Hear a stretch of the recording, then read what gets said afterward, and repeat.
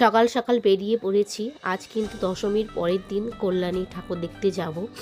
আগে যাইনি, তার কারণ কিন্তু ভিড়ভাট্টার মধ্যে ঠিক সেইভাবে দেখাও যায় না, ভিডিও করা যায় না।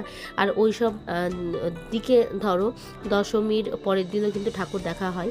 আমাদের এই গ্রামগঞ্জে দশমীর পরের দিন একদম পুরো অন্ধকার হয়ে যায়, পুজোর কোনো গন্ধই থাকে না। বাবা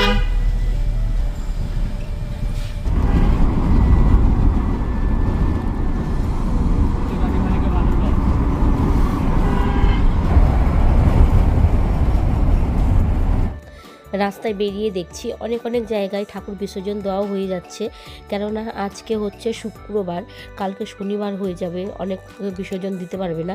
তো সেই জন্য আমি আজকে একটু ভিডিও করে নিলাম। আর আমার ছেলে দেখো মন দিয়ে কিন্তু ও ঠাকুর বিসর্জন দেওয়া দেখছে। এখন খাবো পেয়ারা মাখানো। আমার বর কিন্তু পুজোতে কোনো জামা প্যান্ট নেয়নি, দেখছো কি পরে আছে, বাড়ির একটা নর্মাল জামা আর একটা কিন্তু প্যান্ট। ও পুজোতে জামা প্যান্ট নেয়নি, ঠাকুর দেখতেও বেরোয়নি। আমাদেরকে গাড়ি করে দিয়েছিল, আমরা ঠাকুর দেখতে বেরিয়েছিলাম। বহরম পুজো এখন সব দেখেছি। তো বাঙালির একটা বড় পুজো না দেখলে হয়, তো বললো তাহলে চলো কল্যাণীর থেকে ঠাকুর দেখে আসি। আর এখান থেকে এই মল থেকে কৃষ্ণনগর একটা ওর জামা প্যান্ট নিয়ে নিল, মানে একটা জিন্স আর একটা টি শার্ট এখানে পরে নিয়েছে। আর যেটা বাড়ির ছিল সেটা কিন্তু আমার ছেলের হাতে ধরিয়ে দিয়েছে। তোমার বরকে কেমন লাগছে দেখো। আর আমরা কিন্তু সকাল থেকে 1 কাপ শুধু চা খেয়ে বেরিয়েছি। তো আমরা কিন্তু খেতে চলে এসেছি এখন মাদার্স হাট। আর এখানে প্রথমে ঢুকলাম, তারপরে বলল যে এতে কিন্তু দুটো আছে। প্রথমে যেটা ঢুকেছিলাম ওখান থেকে বলল এখানে তো সব একদম ফাঁকা নেই, পেট্রোল পাম্পের সাইডে আর একটা আছে, ওখানে যান। আমরা কিন্তু পেট্রোল পাম্পের সাইডে যেটা আছে সেখানে এসেছি, শুধু ফোনে দেখতাম। তো আজকে যে নিজে গিয়েছি সেটা ভীষণ ভালো লাগছে। আর আমার বর কিন্তু সব ফোনে ফোনে দেখে, আর ও কিন্তু ফ্যামিলিকে যতটা পারে চেষ্টা করে যে ফ্যামিলিকে খুশি রাখার, এখানে নিয়ে যাওয়ার ওখানে নিয়ে যাওয়ার। তো এই যে এত বড় একটা পুজো গেল, ও কিন্তু বাড়ি থেকে বেরোয়নি। আর আমাদের না খিদে প্রায় বসেই গেছে, এখন প্রায় 5টা পার হয়ে গেছে, কিন্তু খেতে তো হবে। আর এত বেলায় কিন্তু খেলে শরীরটাও খারাপ করে। তো আমার ঢুকেছি, এবার খাবার তো অর্ডার করতে হবে, তাই না? তো আমার ছেলে বললো আমাকে কিছু খেতে দাও তোমার ঠান্ডা টাইপের। তো ওকে ঠান্ডা টাইপের কিছু আইসক্রিম না কি যাই হোক খেতে দিয়েছে। আর এই দেখো এই রোবটটা দেখার জন্য ভীষণ এক্সাইটেড ছিলাম, একটু ভিডিও করে রাখলাম। আর আমরা প্রথমে নিয়েছিলাম হচ্ছে চিকেন তন্দুরি।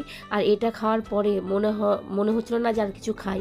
তারপরে বিরিয়ানি অর্ডার করেছিল, একটা থেকে আমি আর আমার ছেলে খেয়েছি, আর একটা কিন্তু প্যাক করা হয়ে গেছে, ওটা থাকবে গাড়ির মধ্যে দিয়ে দেবো, ড্রাইভার রাতে হয়তো পরে খেয়ে নেবে। আর আমরা কিন্তু আজকের দিনটা পুরো সারা রাত ঘুরবো। আর ড্রাইভারকে আমরা ছেড়ে দিয়েছিলাম, যে মানে সকালবেলায় ভাড়া ছিল 7টার সময়, সেই জন্য বললাম যে তোমরা যাও, তুমি চলে যাও, আমরা সকালবেলায় ঠাকুর দেখে যাব। আর ভাত খাওয়ার পরে কিন্তু বাড়িতে হয় কি কিছু মিষ্টি টাইপের খাই এখানেও। আর আমার বর কিন্তু নিয়েছে মিষ্টি, তোমার মিষ্টি আর দই। এটা হচ্ছে ম্যাঙ্গো দই আর ম্যাঙ্গো মিষ্টি, এত সুন্দর খেতে। তো এতগুলো বিরিয়ানি তারপরে চিকেন তন্দুরি খাওয়ার পরে এগুলো খেতে ইচ্ছে করে। তো সেই জন্য আমার বর আবার দেখো খাইয়ে দিল। আর ওইগুলো কিন্তু প্যাক করে আমরা গাড়ির মধ্যে রেখে দিয়েছিলাম, তার খাওয়া হয়নি, সব আমরা ড্রাইভারকে দিয়ে দিয়েছিলাম যে তুমি পরে রাতে খেয়ে নিও। তো সেখান থেকে বেরিয়ে যেটা মেন ঠাকুর সেইখানটায় এখন আসছি, যেটা তোমার 16 কোটি টাকার। তো হয়েছে কি যে ওখানে যাওয়ার পরে বন্ধ ছিল, বলল যে 10টার পরে খুলবে। আর দেখো দশমীর পরের দিন কিন্তু আমাদের পাড়া গ্রামে একদম পুরো অন্ধকার হয়ে যায়, পুজোর কোনো গন্ধই থাকে না। আর আমরা কিন্তু এসেছি দশমীর পরের দিন, তার কারণ কি বলতো, সুন্দরভাবে আমরা প্যান্ডেলটাকে দেখবো, ঠাকুর দেখবো, ভিডিও দেখবো। মনে কিন্তু হচ্ছে না যে এটা দশমীর পরের দিন, এত লোকজন, এত জমজমাট।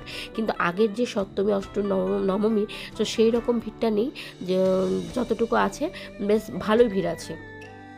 তো এখান থেকে আমরা একটা টোটো রিজার্ভ করেছিলাম, তারপরে টোটোবেলাকে বললাম এই দেখো এটা কিন্তু এখন বন্ধ আছে, বাইরে থেকে একটু সব ভিডিও করে নিচ্ছিল, এটা খুলবে তোমার 10টার পরে।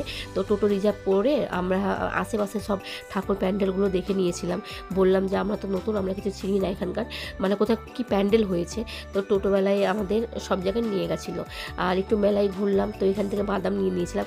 আর এই প্যান্ডেলটাও কিন্তু কল্যাণীর মধ্যেই, মানে আশেপাশে করেছে, যেই দামি প্যান্ডেলের আশেপাশে। কিন্তু এটা ভালোই করেছে, বাট এটা ঠাকুরটা কিন্তু বিসর্জন দেওয়া হয়ে গেছে কালকে। আজকে শুক্রবার, কালকে শনিবার, তো মনে হয় আজকেই হয়েছে, কালকে তো বৃহস্পতিবার ছিল। আর আমরা রাতে দেখছি হয়তো দিনের বেলায় বিসর্জন হয়ে গেছে। আর এটা তোমার তালতলার একটা প্যান্ডেল, এটাও কিন্তু খুব সুন্দর। তো এই ভিড়ভাট্টার মধ্যে আমার বর তো পছন্দ করে না, ও ভিড়ের মধ্যে একটুখানি ভিড়ের মধ্যে গিয়েছে, তারপরে সেখান থেকে বেরিয়ে বলছিল যে আমি ভিআইপির টিকিট কাটবো চলো। তো ভিআইপির টিকিটের ওখানে গেলাম, তো বলছে টিকিটটা শেষ হয়ে গেছে। আর একটা দাদা ভাই ছিল খুবই ভালো, তো 3টে টিকিট ছিল, আমাদেরকে দিয়ে দিল, আমরা টাকা নেয়নি, তো খুবই হেল্প করেছে। আর আমরা ভিআইপি গেট দিয়ে ঢুকে কিন্তু ভালোভাবে ভিডিও করতে পেরেছি। আর এত সুন্দর যে মানে প্যান্ডেল, এত সুন্দর সুন্দর ঠাকুর। তো সামনের বছর থেকে আমার বরকে বলেছি যে অত ভালো ভালো ড্রেস অত কিছু দিতে হবে না, সেই টাকাগুলো রেখে দিও, আমরা একটা 2-3টে ড্রেস নিব, দিয়ে আমরা পরে কিন্তু এই কল্যাণী বা কলকাতার ওই সব দিকে ঠাকুর দেখতে আসবো। মানে চোখ ধাঁধানোর মতো প্যান্ডেল ঠাকুর। তো দেখো আমরা আশেপাশের ঠাকুরগুলো দেখতে দেখতে কিন্তু 10টা প্রায় বেজে যায়, তো এখন প্রায় 11টা মতো এরকমই হবে সামথিং কিছু। তো এখানে চলে এসছে আর খুলে দিয়েছে গেট। বাইরে থেকে যে এত সুন্দর একটা জিনিস দেখতে পাচ্ছ, ভিতরে চলো, এমনি না, এটা 12 কোটি না 16 কোটির প্যান্ডেল, আমি ঠিক জানি না, 16 না 12, তো ভুল হলে তোমরা ক্ষমা করে দিও। তো দেখো ভিতরের দিকে এখন যাচ্ছি।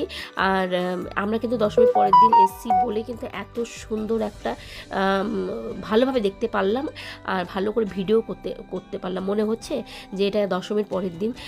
এটা কিন্তু আমাদের পাড়ায়, আমাদের মানে গ্রামগঞ্জ যেরকম হয় না সেরকম, কিন্তু এখানে কিন্তু এখনও পর্যন্ত থাকবে তোমার 2-3 দিন মতো। আর একটা লেটেস্ট খবর, সেটা হচ্ছে আমরা বাড়িতে পৌঁছানোর পরেই শুনতে পাই যে ওখানে নাকি খুঁটি পুজো হয়ে গেছে। মানে 2-3 দিন পরে খুঁটি পুজো হয়ে গেছে এটার। তাহলে ভাবো তাহলে সামনের বছর কী প্রিপারেশন নেবে, মানে এটার পুজো শেষ হতে না হতে এখানকার খুঁটি পুজো হয়ে গেছে। তো সামনের বছর জন্য আরও ওয়েট করে আছি। আর এত সুন্দর করেছে, মনে হচ্ছে একটা তোমার রাজবাড়ি।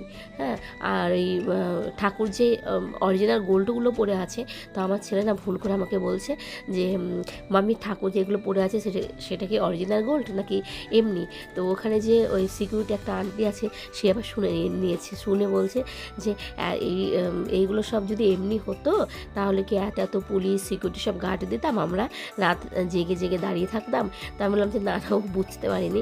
আর সত্যি মারাত্মক কিন্তু হয়েছে, আর লোকজনও বেশ ভালোই হয়েছে। আর মেলাটা কিন্তু অনেকটা বড়, তো এখান থেকে বেরিয়ে আমরা মেলা দেখবো। আর এই দেখো মা কত গোল্ড পড়ে আছে, এটা যদি আমরা আগে যেতাম তাহলে কিন্তু এই যে সুন্দর করে দাঁড়িয়ে ভিডিও করছি এটা কিন্তু পারতাম না। তো আমরা আলোচনা করেছি বাড়িতে একদিন তো পুজোর পরে হয় এসব দিন ঠাকুর দেখতে যাবো, তাহলে ভালো করে দেখা যাবে। আর কত বড় দেখো প্যান্ডেলটা হয়েছে। তো এই যে চায়ের দোকান, আমি ভিডিওতে দেখছিলাম যে সবাই এখানে যাচ্ছে, প্যান্ডেল দেখছে, চা খাচ্ছে, তো ভাবতে পারিনি যে কখনো যাবো। তো বর নিয়ে গেছে, তো বরকে অনেক অনেক থ্যাংক ইউ। আর এই যে চাটা খেলাম না, চাটা মনে হয় যে আমার নর্মাল চা, সেটাই কিন্তু অনেক ভালো।